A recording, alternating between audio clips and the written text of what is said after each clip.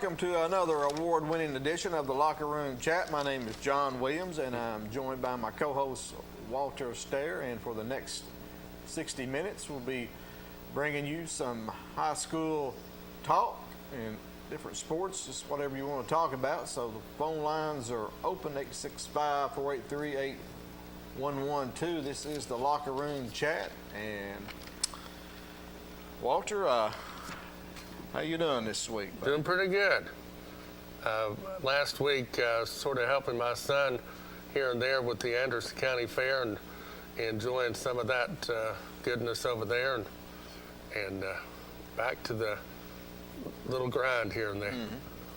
Did you survive the storm last Wednesday? Oh, that was something else. I was like, good Lord, am I going to make it through it? As soon as we left here, I had a big bolt of lightning. Oh, yeah.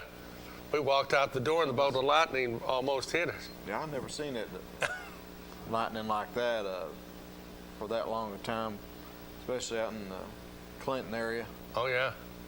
And it's like a light show. You see something like that more in Florida or South Carolina, it seems like. Mm-hmm. About 7 inches of rain, and exactly. Didn't have anywhere to go, so some of it went in my basement. Oh, no. We don't like that. Yeah. Still trying to dry it out, so it's one of those freak storms that come along every. What they said something about that, it was almost like every 500 years. Well, I hope it's another 500 years. Yeah, mankind may not be here at that point anyway. So also this past week, Tennessee Vols got their football team got their notice of allegations, 18 of them. I tell you what, old Pruitt put a lot of stuff in those McDonald's bags, I tell you. He sure did. I think, when they came out with that meme there with the McDonald's, I think it's true. Yeah. That one, whoever it was talking about it. Sports commentator, he talked about the McDonald's bag. Can't think of his name now, but apparently they were getting the players McDonald's food. They was just they even had it wrote down. They documented. Oh my Lord! And even Pruitt's wife was involved in it, which sort of blew my mind. I've never seen it just clearly spelled out that a wife is directly involved. That's quite amazing. Yeah, I think she was tagged for like $12,500 that she paid herself to players, whatever. I think she paid off one of the players' cars, and boy, they were having players in on recruiting visits in a dead period. Exactly, that was during COVID. Mm-hmm. And I think it was $63,000 total they had that they gave away to players. There's probably more than that. I would say so. That's just what they can find. But I don't know what Pruitt was doing. Is that what he did at Alabama? Is that what they do down there? That's what I'm wondering. And I can't remember if we talked about this. When I was on vacation, I was on the cruise ship. I actually saw him directly, and he was playing cards on the cruise ship. And I thought about going over and said, are you the reason why Tennessee is not near as good a football team as you have been and collapsed? Was it because of you? But I didn't have the heart to do that. I was afraid we'd get in a scuffle. Right. You remember when Jeremy Banks got arrested over there on the Strip? Oh, yes. Pruitt was the coach, and they called him early in the morning. He was like questioning him. So what are y'all doing, arresting him for that? He's like, and it was pretty bad what Banks did. I think I ain't gonna go into all that. But Pruitt didn't think he should have been arrested. So I really originally thought Pruitt was more of an outstanding sort of coach, but apparently that's not the case. But what about Philip Fulmer and all that. He didn't get any, wasn't found of any wrongdoing.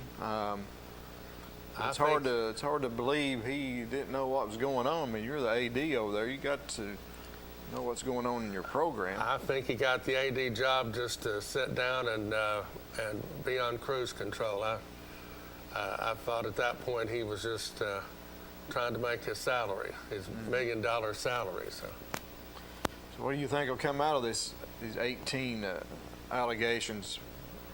Well, I'm hoping because of this other stuff that's going on that you can now pay the players, that the NCAA will not have near the leverage to do much punishing here in the future. I mean, you would think, but how can you end up punishing someone for whatever, and then now you can actually in effect do that sort of thing, pretty much. Right. It's sort of one of the last relics of the old NCAA Exactly. before this NIL that the NCAA is addressing. I think Tennessee did a good job, though.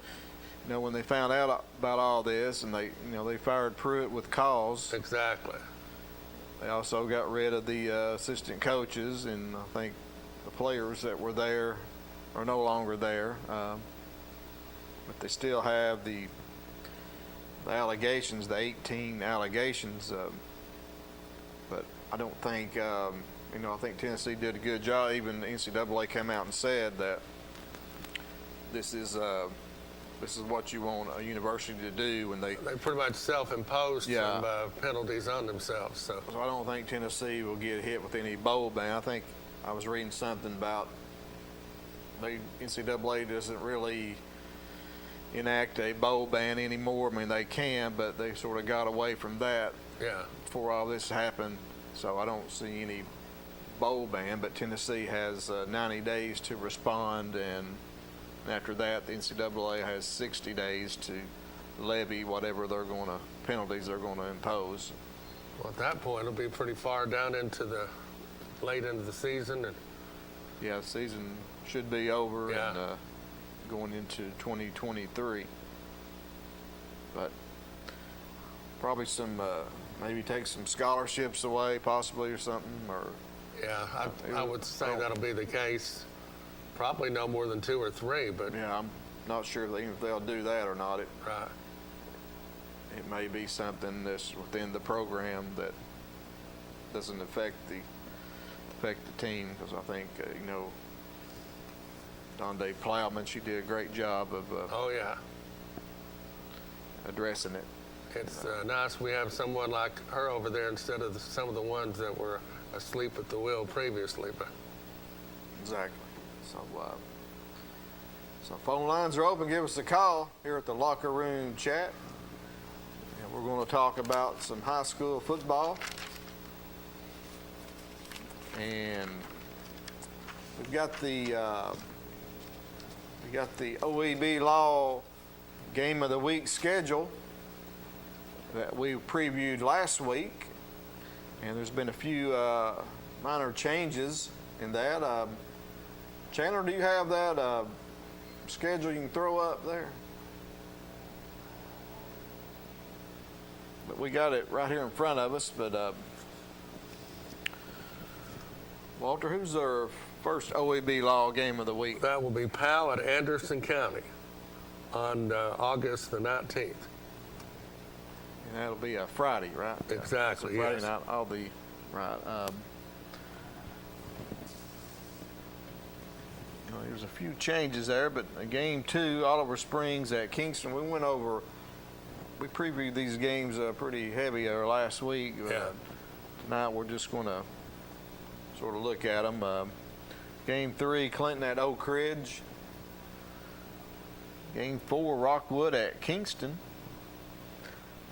And that is on September the 9th. Right. And one of the new changes on September the 15th, which is a Thursday, Oakdale at Cofield has been added. That ought to be a good one. That'll be a dandy. Top 2 teams in that region last year. And then that following night, on the 16th of September, South Doyle's at Anderson County. Okay, that will be another good one. And then week 7? No, week six. The other change is Harriman at Rockwood. And that's always a dandy. Two teams right there in Rockwood. Well, in Roane County, they're quite close to each other, been playing forever. Yeah, that's the state's oldest rivalry. I thought it might be. It is. It's over 100 years, I think. It's probably coming up on 103 or 104. Goodness gracious. But yes, state's oldest rivalry. Blue Devils at Rockwood. I think it's sort of been one-sided of late. Yeah. Brad was talking about, but in that week there, that will be replacing. Oakdale and Oliver Springs. So yeah, Harriman at Rockwood replacing Oakdale at Oliver Springs, but you'll have Oakdale on that Thursday at Cofield. So the Bobcats losing a game there on TV game, but they will be on week 2 and possibly week 11. Okay. And you go to week 7, Oneida at Rockwood. Week 8, Lenore City at Clinton. That's homecoming at Clinton. Week 9, Wartburg at Rockwood. So Rockwood is getting featured a lot. 4, certainly are. I think Brad said they'll have 4 now games with the addition of Harriman at Rockwood. So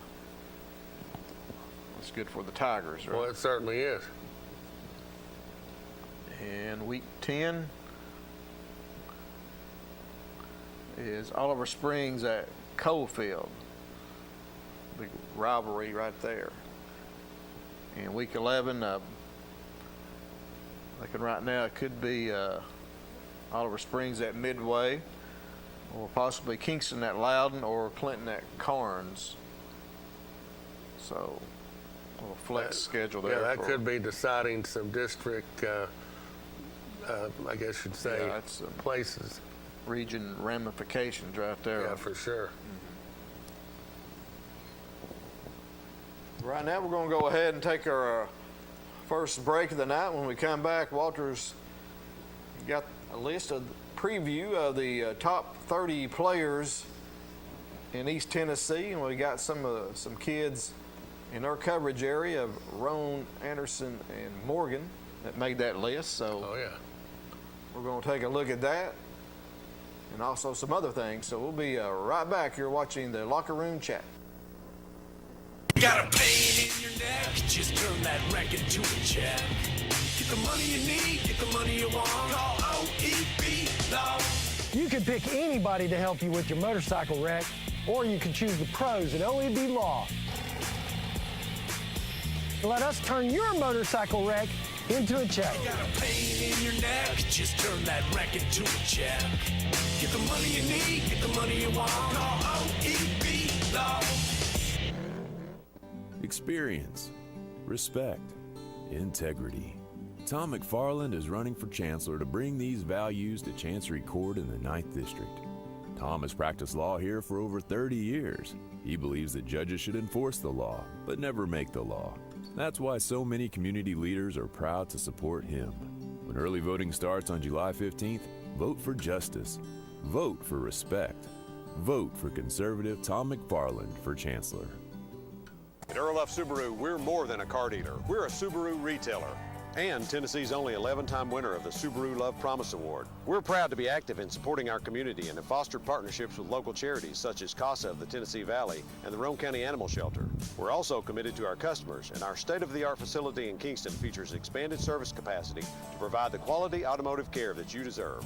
2022 Subaru Outback models are available now at Earl Duff Subaru in Kingston or on the web at duffsubaru.com. We treat you like family at RMG. Bring your junk, cars, aluminum cans. We buy it on the spot and we pay you a lot. We treat you like family at RMG. Yeah, we treat you like family at RMG. Rome Metals, we treat you like family. Rome Metals is located just off of Highway 27 between Harriman and Rockwood.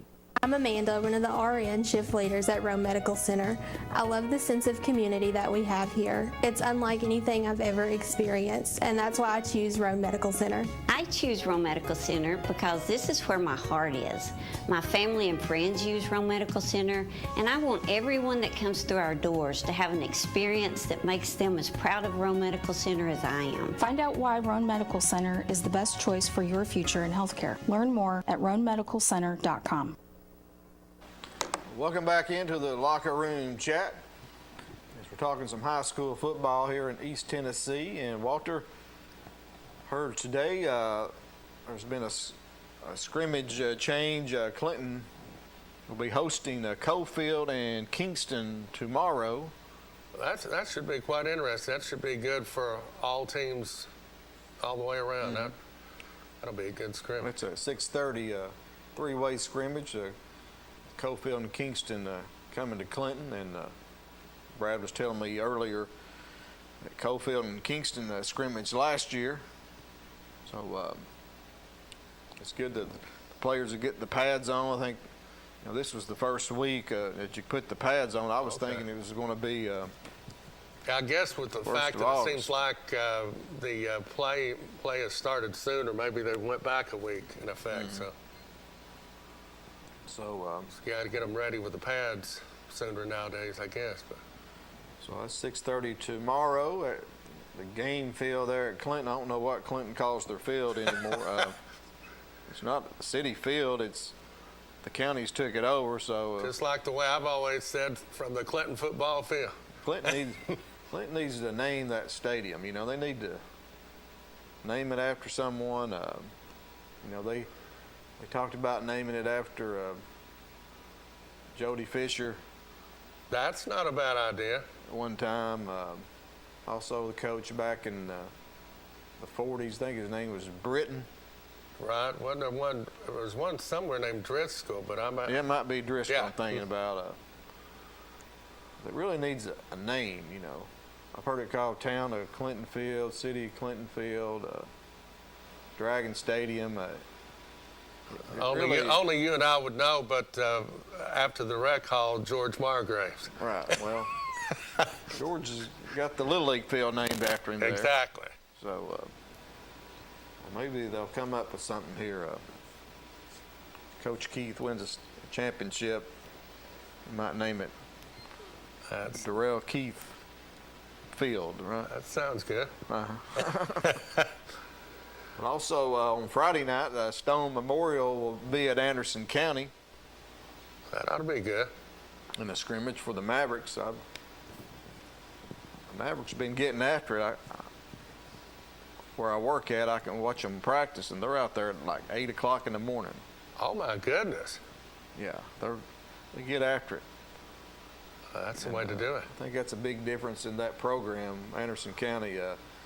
They've got a good coaching staff, and those kids, they're really organized on that practice field. Coach Gillum, they just do a really good job. It's just, they're out there running around like little ants, just going different drills. If you get motivated and, as you say, have the right organization, you can really get rolling with it. Mm-hmm.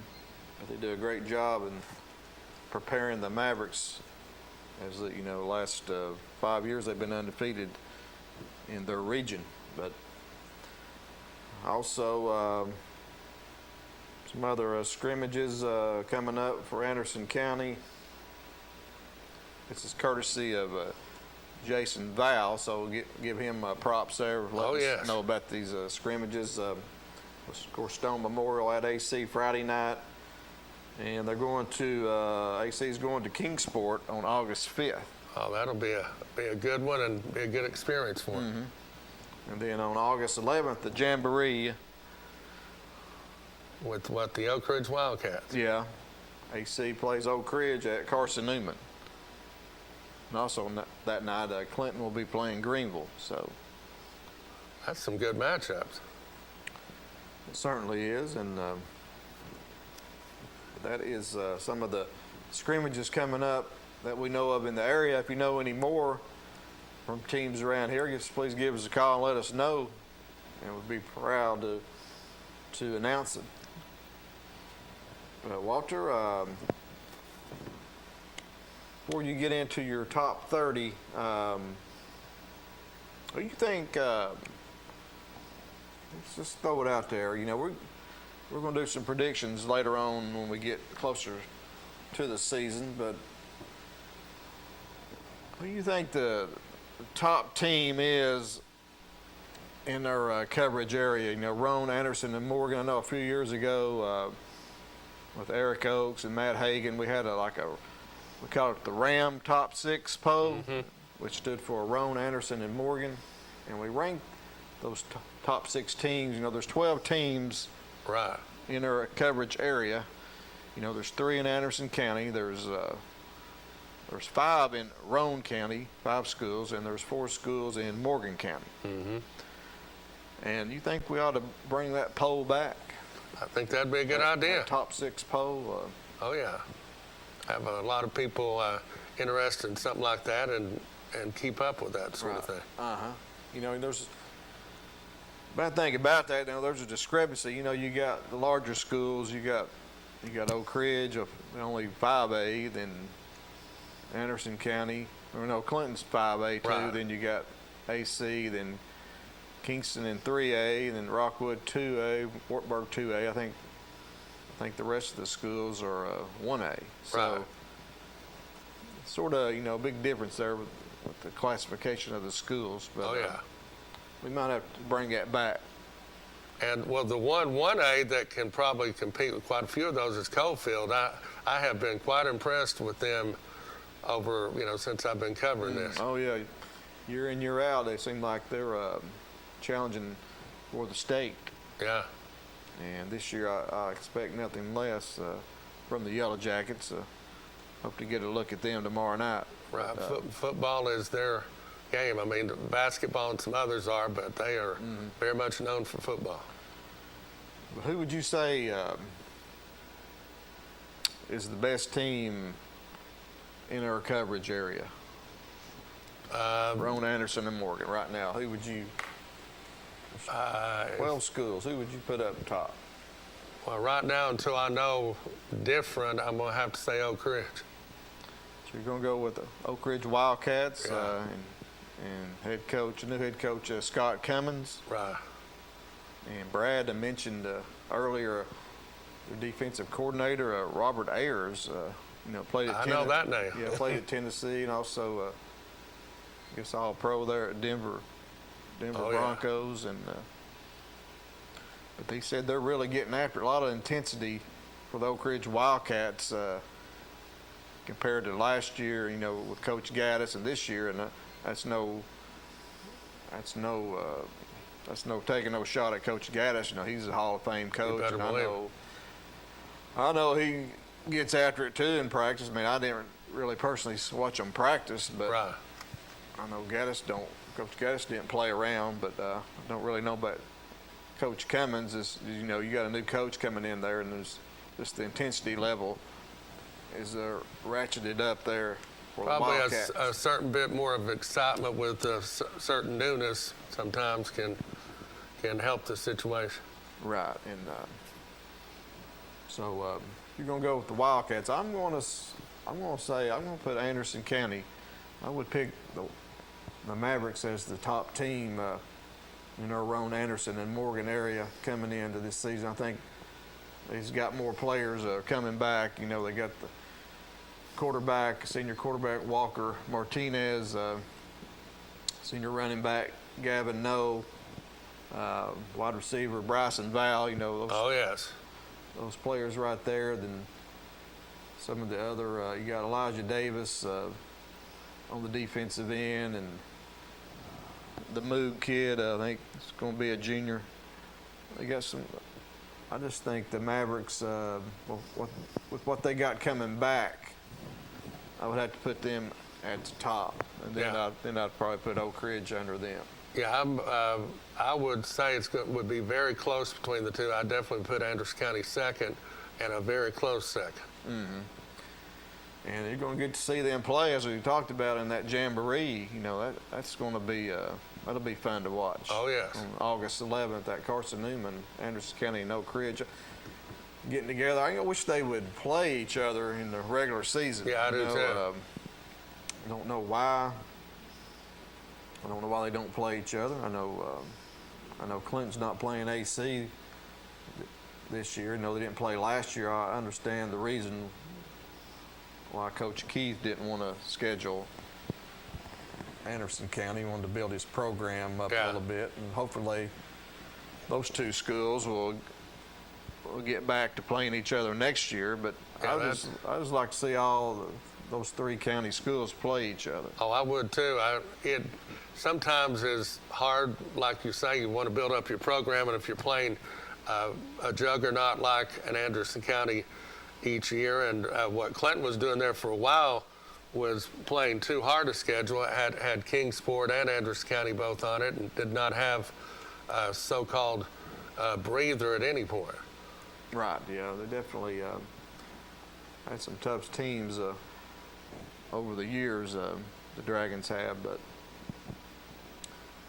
may be more inclined to play Anderson County next year, hopefully, and beef up their schedule next year, their non-conference schedule. Exactly.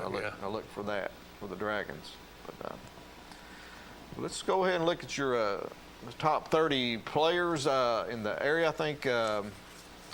Where did you get this information? I got this off of 5 Star Prep. They've got some very interesting stuff, and you look at it, and it's actually quite amazing.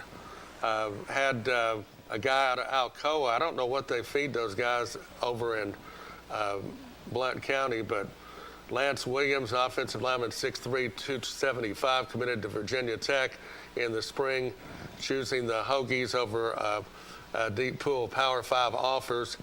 And Trevor Duncan out of Catholic, who's going to UT, 6'5", 270, committed to Tennessee in mid-April.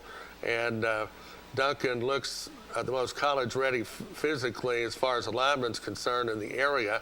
He broke his foot, of course, this summer, but should only miss a game or two to start the 2022 season. So it's Lance Williams at number 1 for Alcoa? Yes, exactly. I saw, he's probably on your list there. I saw another player. He was in the Sentinel today. I think they were talked about, but you'll probably mention his name here coming up. Another big lineman you mentioned for the Bubba Jeffries, is that the one you're talking about? What's his name? Bubba Jeffries. Yeah. Yeah, 6'5", 305. He's received roughly 20 scholarship offers during his recruiting process so far. See, not committed nowhere. He has had plans to visit Florida State and Indiana in the coming days. Mm-hmm. So that's 2 big linemen there for the Tornadoes, ain't it? Yeah, I don't know what they feed those guys over there. It must be real good food. I know that. Pretty good. What's Jeffries coming in at on that list? At number 4. Okay, who's number 3? Deshaun Bishop.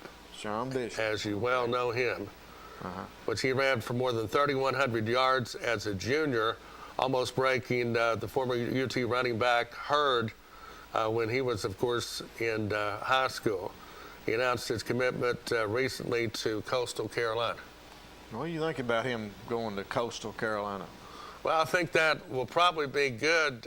Some folks, which I haven't seen him play that closely, but some folks that wonder if he has the durability to withstand if he were to play in the Southeastern Conference. Coastal Carolina might be a good situation for him, and if he gets going good with them, then transfer to a bigger school and then go on to the pro ranks before it's all said and done. But he's fast, though. I don't know what his 40 time is, but when he puts the pads on, he's football fast. Exactly. He's quick, and man, I was disappointed. I was hoping Tennessee would get him. I was hoping he'd go to Tennessee. But I know he said Coastal Carolina showed him the most attention, and he's going to play for Coach Jamie Chadwell. And that's a good coach. Mm-hmm. So that's. And Coastal's has some good teams. You know, they were a few years ago almost undefeated, and had talk of them possibly getting in the playoffs. You know, they were in the top 10. I think they slid back a little bit last year, but they still had a very competitive team. Right. Also, there's Aiden Green out of Powell, wide receiver, number 5'6", 180-pounder. He has recently committed in June to Cincinnati. Yeah, he's quite the athlete. He's teaming up with Redmond. You probably mentioned him here in a minute. Exactly. There's a lot of good ones here.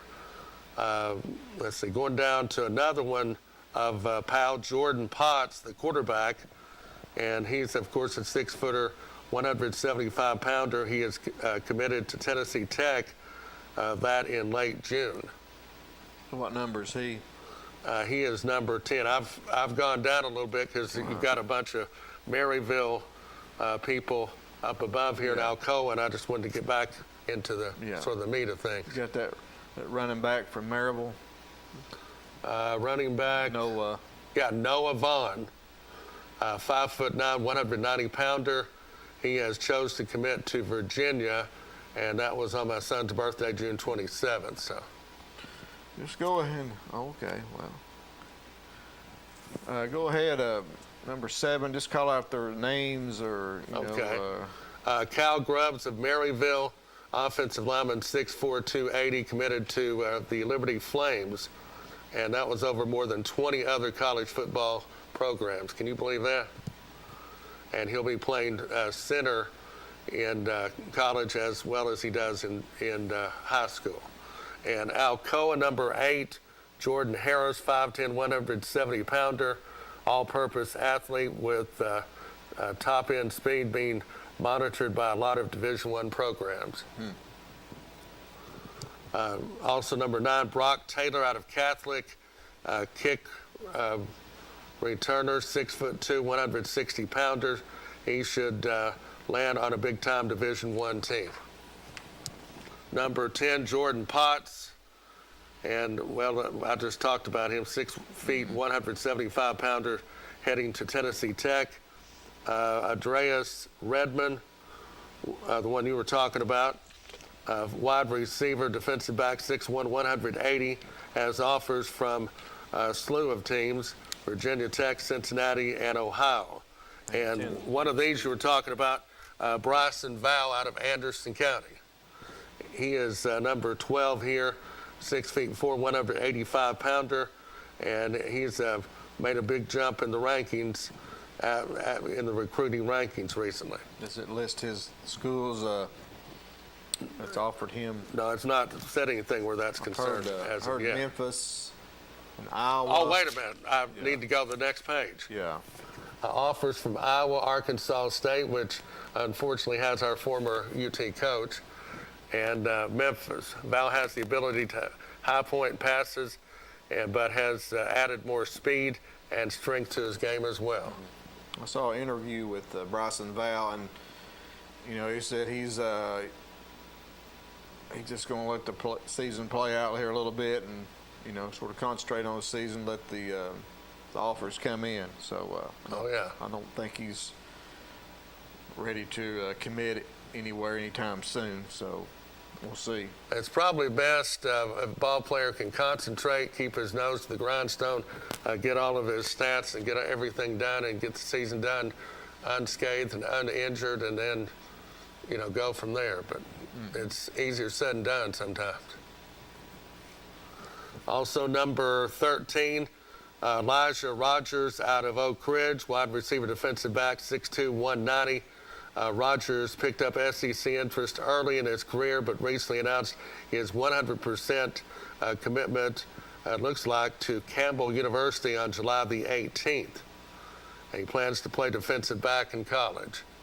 Well, he was hurt last year. I think he only played in 6 games, but he's back this year and ready to roll for the Wildcats.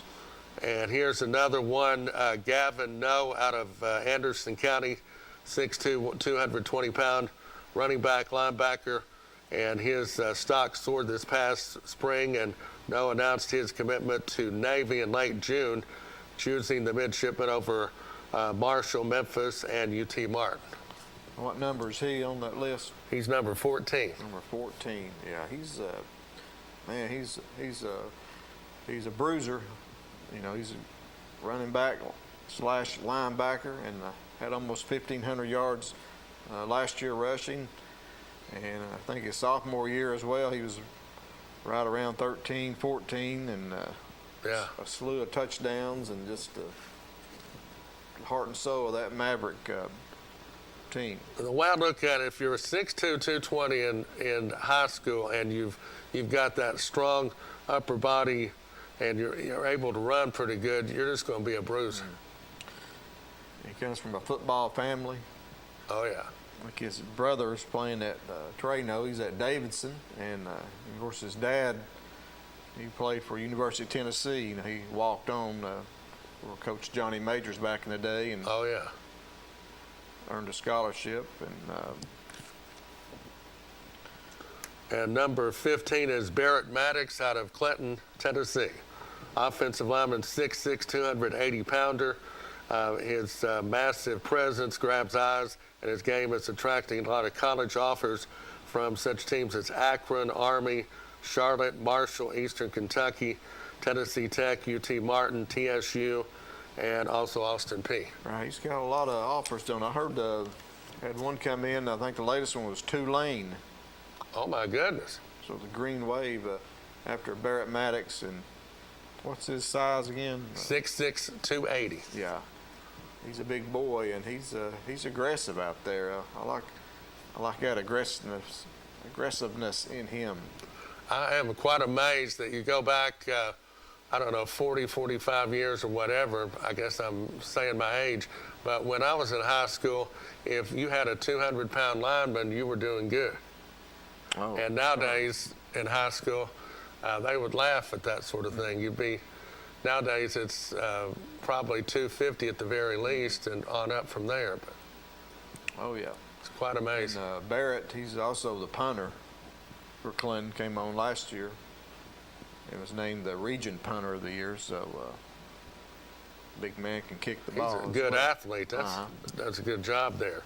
Also, Hundley out of Oak Ridge.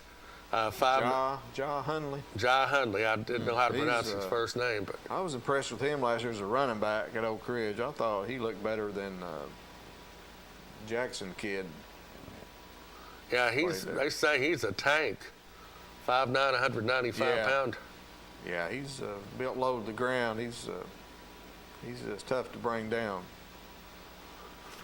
And they say that he's positioned himself nicely to play in the college football ranks thanks to having great academics to complement his on-field talents.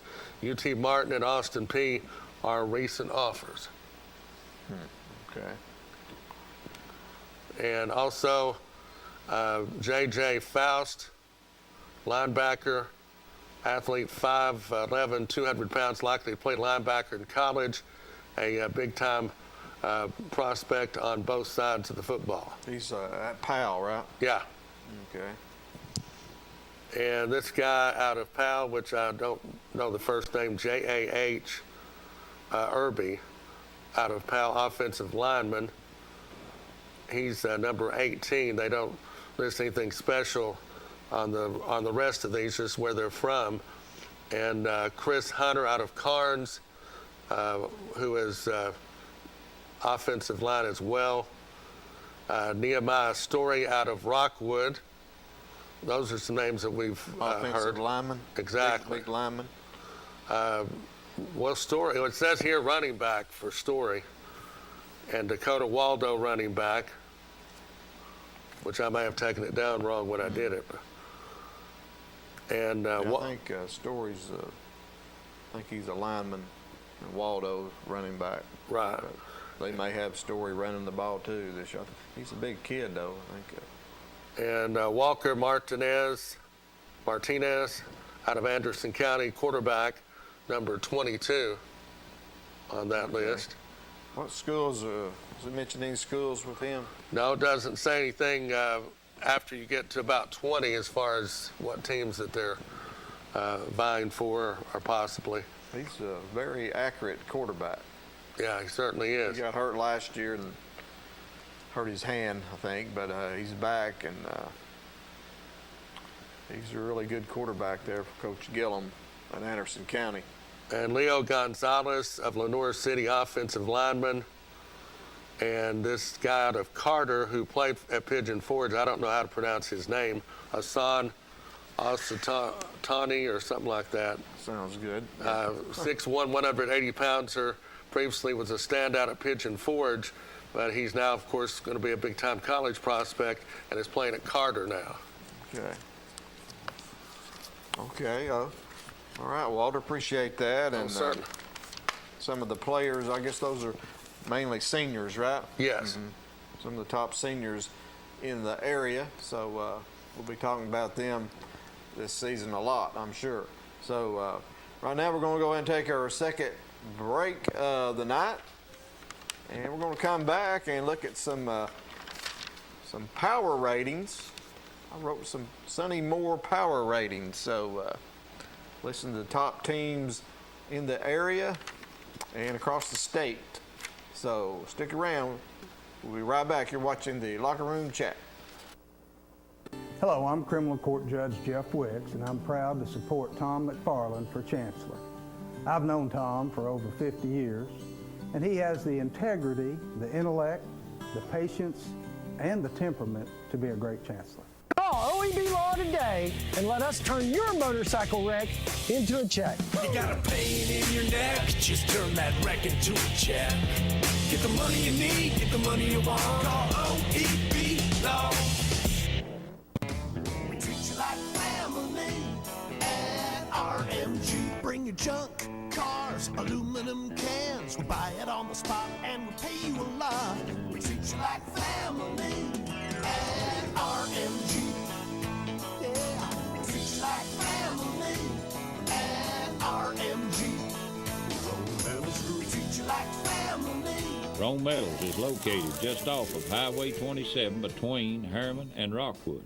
At Earl F. Subaru, we're more than a car dealer. We're a Subaru retailer and Tennessee's only 11-time winner of the Subaru Love Promise Award. We're proud to be active in supporting our community and have fostered partnerships with local charities such as CASA of the Tennessee Valley and the Roane County Animal Shelter. We're also committed to our customers, and our state-of-the-art facility in Kingston features expanded service capacity to provide the quality automotive care that you deserve. 2022 Subaru Outback models are available now at Earl Duff Subaru in Kingston or on the web at duffsubaru.com. I choose Rome Medical Center because this is where my heart is. My family and friends use Rome Medical Center, and I want everyone that comes through our doors to have an experience that makes them as proud of Rome Medical Center as I am. I'm Nancy Easter, Manager of Materials at Rome Medical Center, and I'm so happy to work for an employer that values me and makes me feel appreciated. Find out why Roane Medical Center is the best choice for your future in healthcare. Learn more at roanemedicalcenter.com. Call OEB Law today and let us turn your motorcycle wreck into a check. You got a pain in your neck, just turn that wreck into a check. Get the money you need, get the money you want. Call OEB Law. Hey everybody, I'm Sheriff Wayne Potter. It's an honor to join the other sheriffs in the 9th District to endorse Tom McFarland as our next chancellor. Tom's a good friend of mine. I think he's a fair man, and I also believe he'd be the best choice and the greatest choice to be our next chancellor. Welcome back into the Locker Room Chat, and we're going to talk about some stats from last year Walter has found and compiled from some local players last year. We're also going to talk about this Sonny Moore power rating. So we got about 15 minutes left in the show. Phone lines are open. If you want to give us a call, if you have a question or a comment, so give us a call. But Walter, looking at some of those stats you've got there. Well, the rushing yards in 2021, Bishop out of Carnes, 3,179 yards. He's, of course, a rising senior coming into this season for Carnes High School. And then, of course, Gavin Noe out of Anderson County 1,492. They both are rising seniors and are the top 2 rushers from this past season in our immediate area. So it's quite amazing where that's concerned. You've got a pretty good list here. Yeah, you got a couple other players went over 1,000 yards last year. Donathan at Kingston and Allen at Campbell County. Right. I think both of those young men have graduated. I know Allen has. I'm pretty sure Donathan has. What else you got there? Rushing TDs? Right, rushing TDs. Bishop has the most, 34. Donathan out of Kingston, 21. And going down from there, Rockwood's Waldo with 13, which I know Waldo is back again this year. Moody down there for Clinton with 10. And Lau out of Coalfield also with 10. So that's good representation from our viewing area where that's concerned. List Gavin No. And yeah. Oh yeah, Lord help! I should have seen that. 15 for No there, and sometimes I don't even know my own writing. Can't even read my own writing. I knew No had to be in there. Exactly, but I mean you've got in our immediate area, you've got 4, 5, 6 people in our immediate area that we cover real closely. And quarterback Potts at Powell. And out of Powell also too. So had 12. What about passing yards? And you've got Potts with 3,804 yards, leading Powell to the state championship in 5A. And White out of Campbell County, 2,209. Keith out of Clinton, 1,743. Tarwater out of Oak Ridge, 1,591. Before you go on to Tarwater, I heard he's transferred to Carnes now. That's going to be interesting. From Oak Ridge. Tarwater's at Carnes, and the quarterback that was at Carnes last year now at Halls. My goodness, playing musical chairs. I'm not sure That's correct. Right, and I'm not sure the quarterback at Carnes last year. I don't know if he was the starter. I don't know his name. Can't remember it, but I know I saw where he's at Halls now. So, well, that could possibly help Bishop having a good quarterback like that there. Yeah, that'll be a plus for the Beavers. You got Coalfield there. It's a Hines, Cole Hines. Exactly, and also Anderson County's quarterback, who did quite well this past year. Yeah, Cole Hines over 1,500 yards passing, and Walker Martinez with 1,391, and he did that in about half a season. Exactly. So, that's the first time we mentioned Cole Hines at Coalfield, but he's, Coalfield I don't think they throw. They're mainly more of a running team, but he's ball control all the way around. Cole Hines is a really good athlete for Coalfield.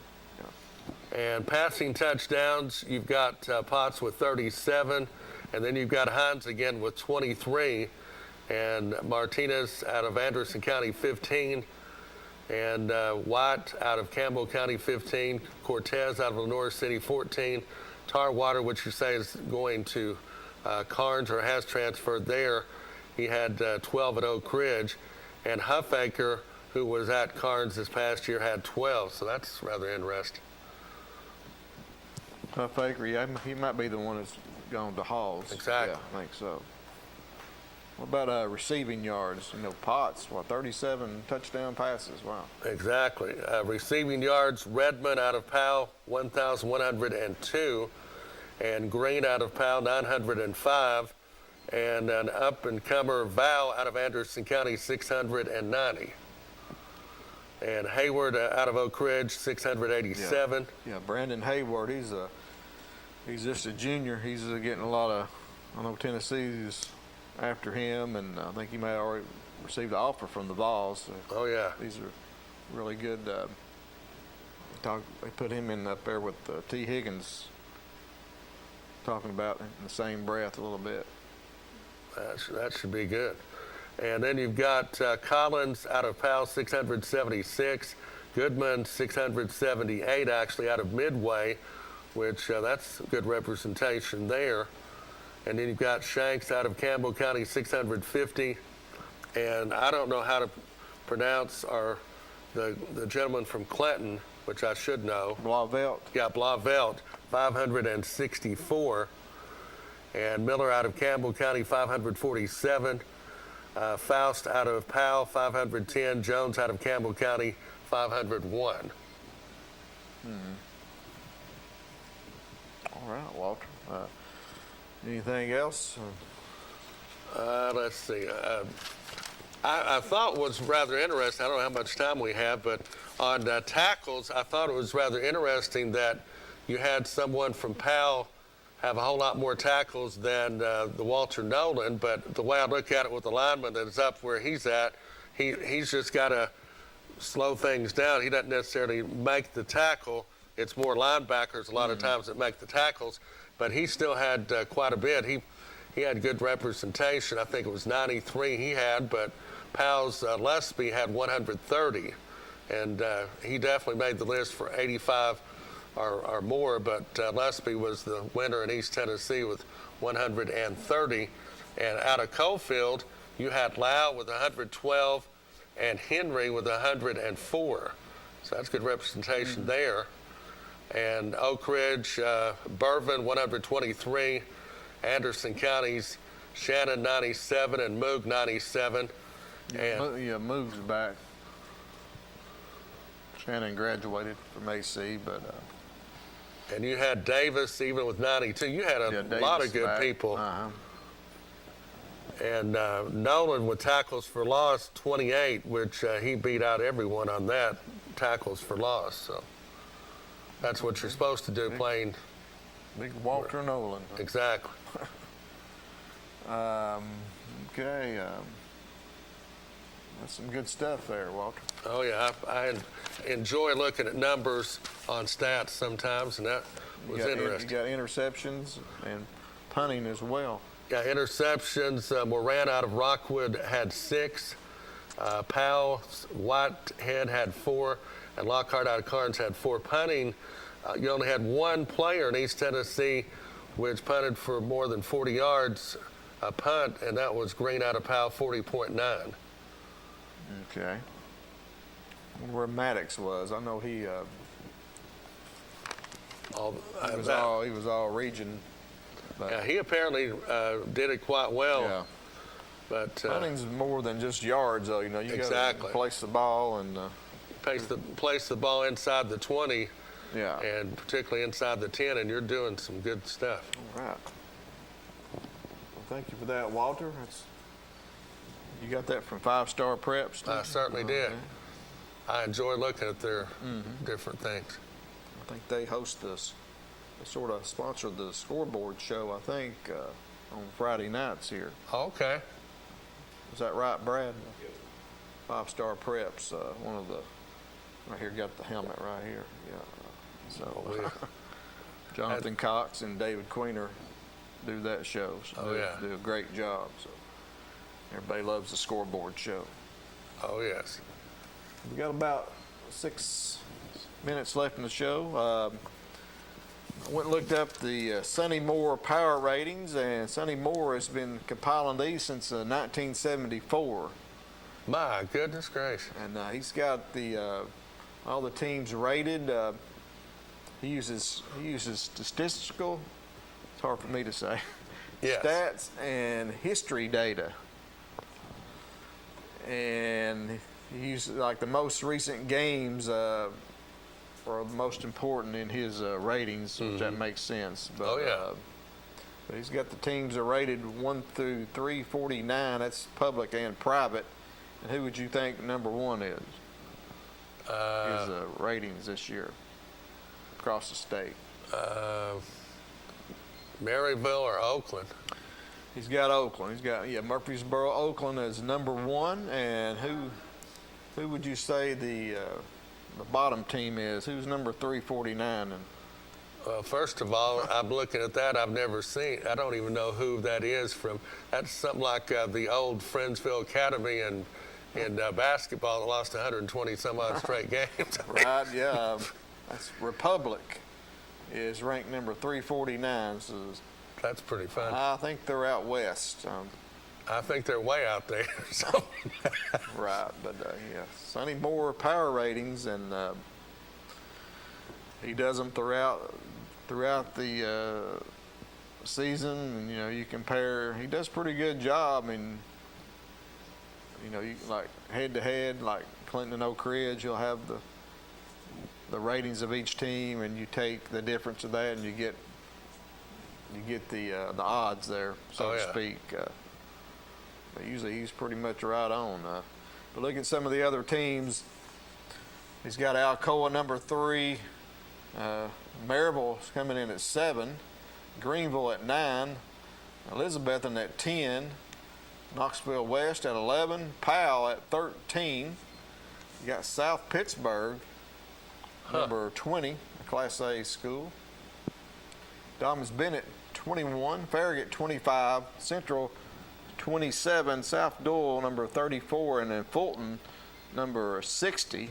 That's skipping up there. But locally in our area, the highest rated team, according to Sonny Moore in our area, is the Oak Ridge Wildcats.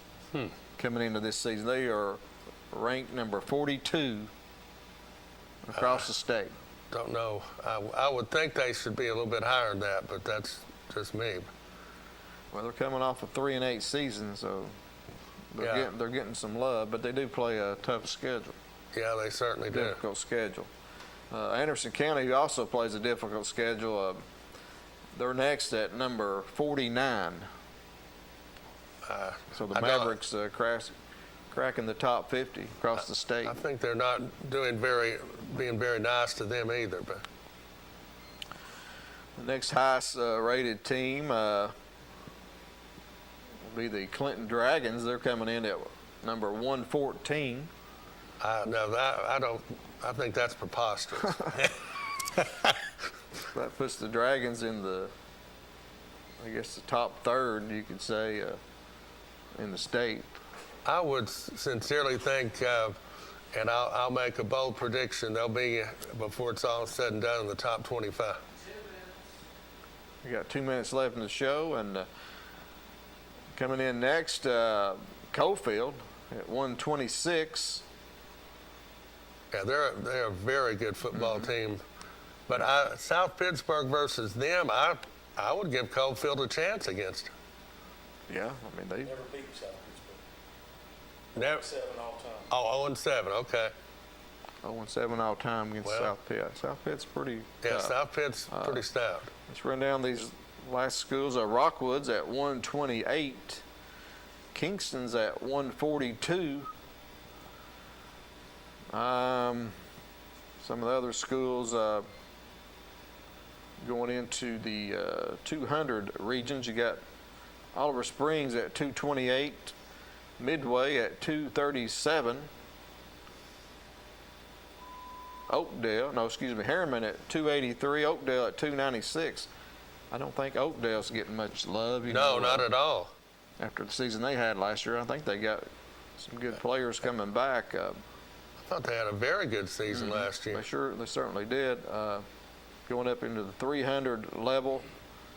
You have Wartburg at 319 and Sunbright at 326 out of 349 schools.